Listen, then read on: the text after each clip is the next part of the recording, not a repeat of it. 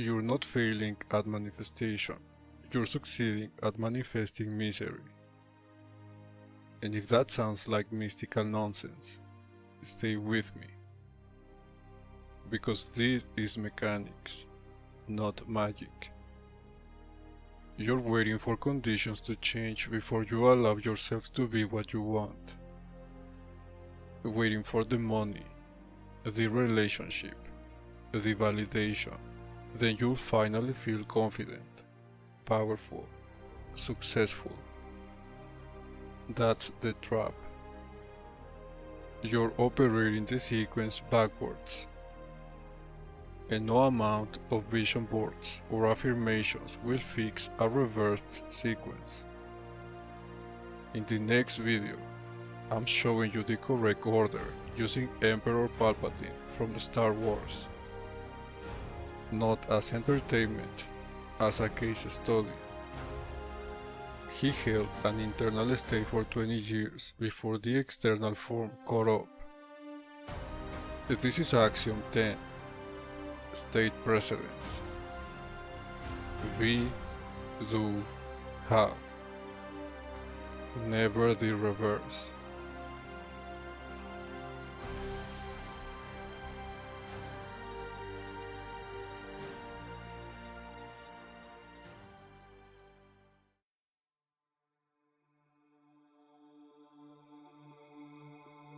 So there's Palpatine, standing in front of the Galactic Senate. He's scarred from Mace Windu's attack, and he's about to reorganize an entire government with a single sentence. The Republic will be reorganized into the first Galactic Empire! He didn't ask for a vote. The Senate didn't decide whether they wanted an empire. He declared it, and they celebrated. Padme sees exactly what just happened. So this is how liberty dies. With thunderous applause. The crowd is celebrating.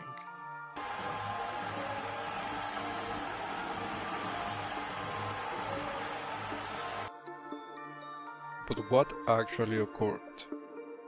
A man who had been holding the internal state of Emperor for decades finally announced that the external world had caught up.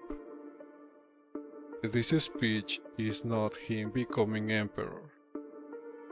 It's him stating that the form has finally matched the identity he claimed 20 years ago when he was just a senator from Naboo.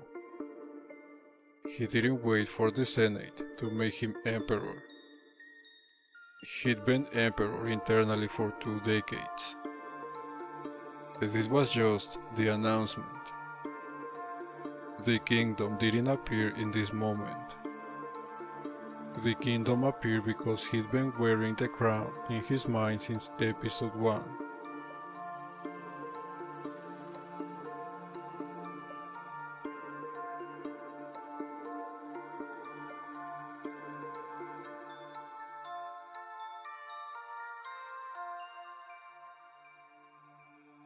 This is Axiom 10. State precedence. Be, do, have. You change the internal state first, then action flows, then form appears. Palpatine claimed the state of Emperor decades before the Senate confirmed it. The title was never the goal. It was the external form catching up to what he'd already become internally.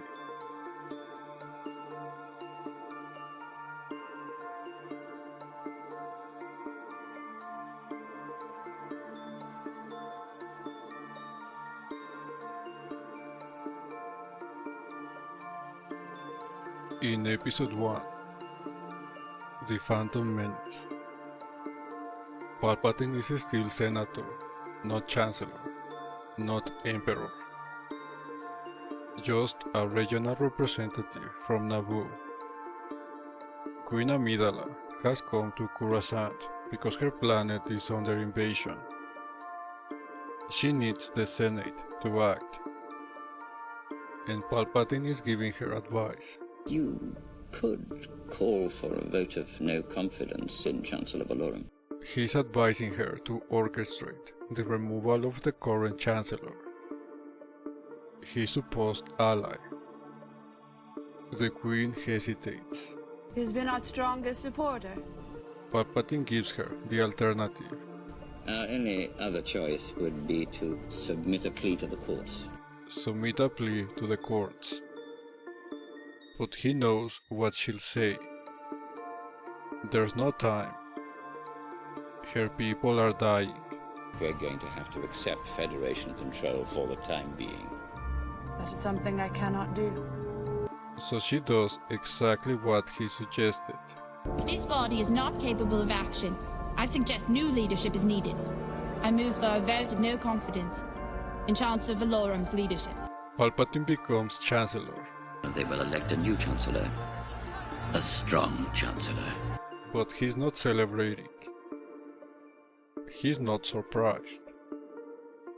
Because Chancellor was never his identity. He walked into that room as Senator, operating from Emperor. The title changed, but the internal state did not. Senator to Chancellor to Emperor, 3 titles, 1 internal identity the entire time.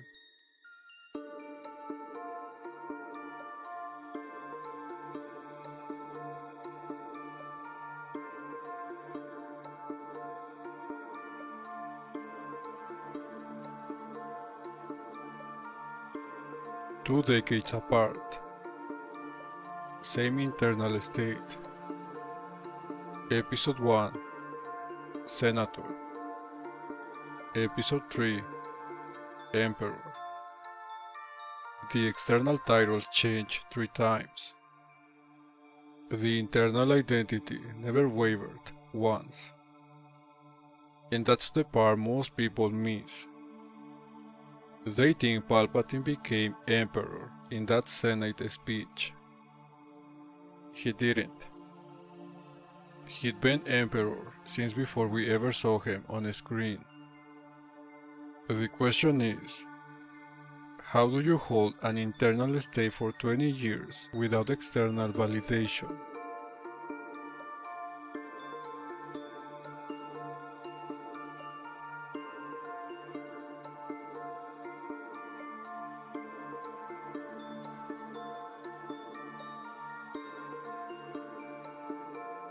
So where did Palpatine learn to hold an internal state for decades without wavering? This isn't natural human behavior. Most people's internal state changes every time external circumstances shift. You get promoted, you feel powerful. You get rejected, you feel worthless. The external form dictates the internal state. Palpatine was trained differently. He was a Sith Lord, apprentice of Darth Plagueis.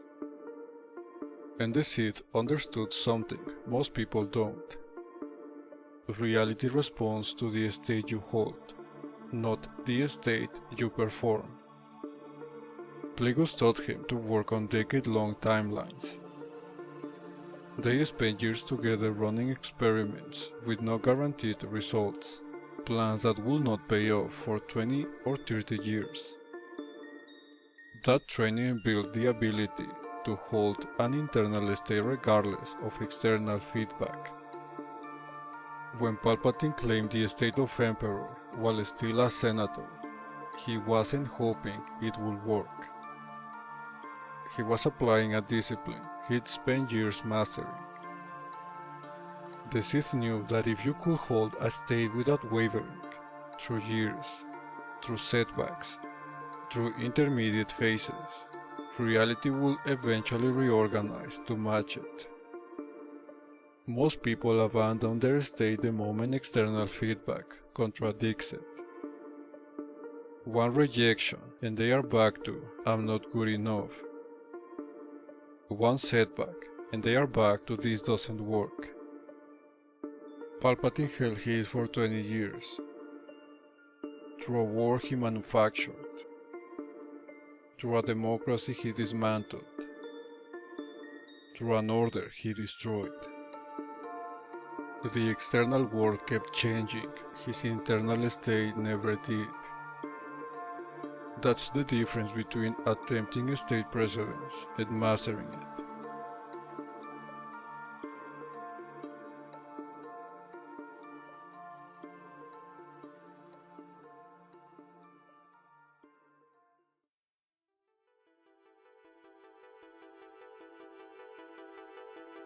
The backward sequence looks like this. Once I have the tank, I'll do the actions. Then I'll be confident. This is waiting for external form to grant internal state. And it creates a permanent delay loop. The form cannot appear until the state exists first. The correct sequence is: be the state now. Not performing it, not pretending, claiming it as current identity regardless of external conditions. From that state, do flows naturally. Aligned action becomes obvious without force. Then have appears. The external form manifests to match the internal state. This is the King's Crown principle. Imagine a man finds a kingdom in ruins. He says, once I have resources, once I do the rebuilding work, then I'll be king. So he waits, and nothing changes. Another man arrives at the same ruins. He places a crown on his head and declares, I am the king. This is my kingdom. From that state, he begins acting as a king acts, organizing, commanding, building. Resources appear, people follow, and the kingdom rebuilds. The crown didn't wait for the kingdom. The kingdom appeared because the crown was worn first. This connects directly to Axiom 39, the I am law. Every I am statement is a decree to reality, not a description. When Palpatine internally held I am Emperor, reality organized around that decree. Most people say, I am broke, I am powerless, I am stuck, and reality obeys those decrees too. The mechanism doesn't care if you're decreeing sovereignty or slavery. It manifests whatever state you claim. And this also links to Axiom 5, living from the end. I have shown you how Anakin violated this. He lived from the problem, obsessing over loss, and manifested exactly what he feared. Palpatine did the opposite. He lived from the end state, Empire, for 20 years while external reality was still Republic.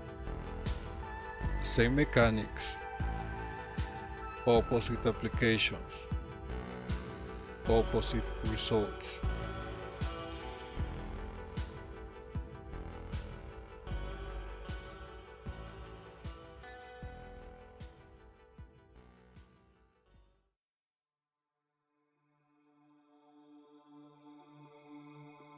In Episode 3, Revenge of the Sith, Anakin is terrified. He's having visions of Padme dying in childbirth. The Jedi Council just asked him to spy on Palpatine, his friend, his mentor. He's torn between two authorities, both of which he's starting to distrust. And Palpatine reads the situation perfectly. He tells Anakin to search and trust his feelings, and then he proceeds. I know they don't trust you. Or the Senate, or the Republic, or democracy for that matter. He's not asking Anakin for validation. He's stating what is, positioning himself as the one who sees clearly, who understands what the Jedi won't admit. Anakin pushes back weakly, The Jedi use their power for good. but Palpatine doesn't argue. He refrains. Good is a point of view, Anakin. The Sith and the Jedi are similar in almost every way. Then he tells the story. Darth Plagueis the Wise, a Sith Lord so powerful he could prevent death itself. He could even keep the ones he cared about from dying. Anakin's desperation meeting Palpatine's certainty. Is it possible to learn this power? Not from a Jedi. Palpatine is not promising anything directly. He's not saying, I will teach you. He's holding the estate of someone who has the knowledge Anakin needs. And Anakin responds to that state as if it's already true, even though Palpatine has not proven it, has not demonstrated, and hasn't shown any evidence. This is a state precedence operating socially. Palpatine's internal certainty created a gravitational pull. Anakin, desperate and confused, started orbiting him instead of the Jedi Council. Not because Palpatine gave him proof, but because Palpatine held the state of someone who had answers. In most cases, people don't respond to your evidence. They respond to your state.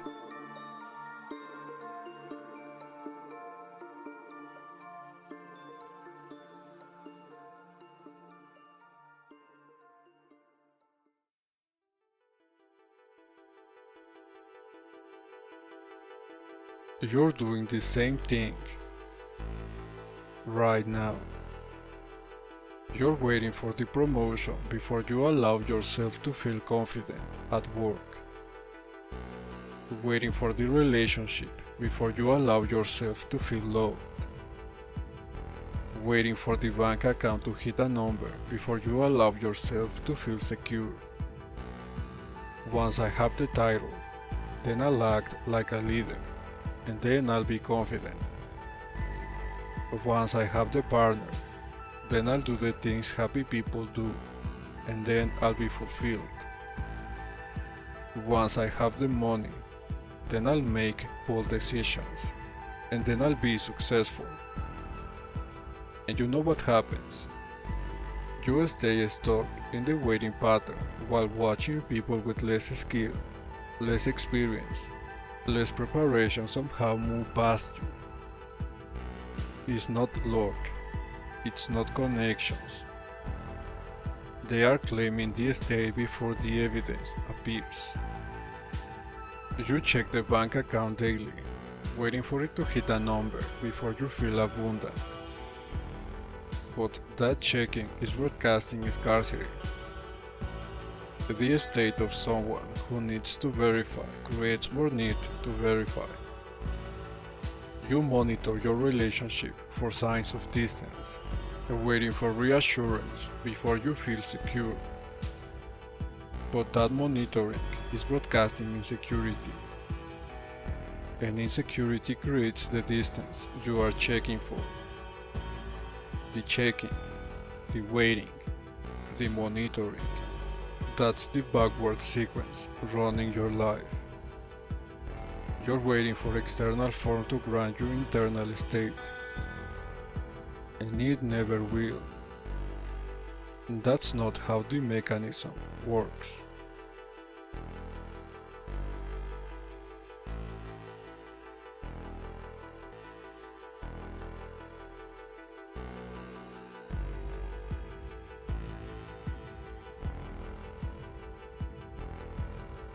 So what do? You stop waiting for conditions to grant you permission to be something. You claim the state first, now, regardless of what the external world is showing you. This doesn't mean pretending reality doesn't exist. This means recognizing that your internal state is the cause, and external circumstances are the effect. You're not ignoring the bank account. You're recognizing that your state of lack is what's keeping it low. So, pick one thing you've been waiting on. The promotion, the relationship, the money. Ask yourself, what state will I be in if I already had this? I would feel confident, relaxed, secured, abundant. When you have your answers for the next 24 hours, be that state.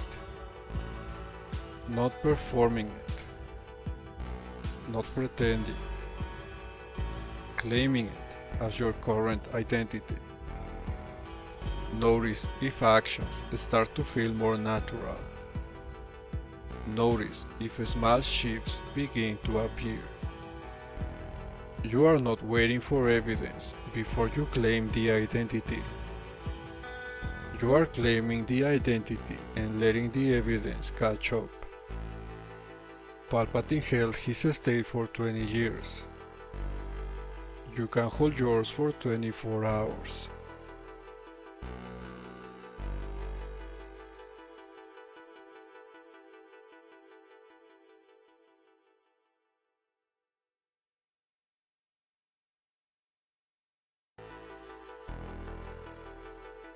State precedence is one of 46 axioms, and it doesn't operate in isolation.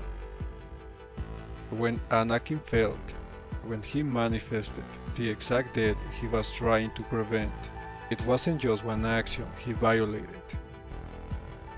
It was 5. State precedence was 1. Attention is alignment was another. I've already broken down that pattern in the Anakin video. The framework connects.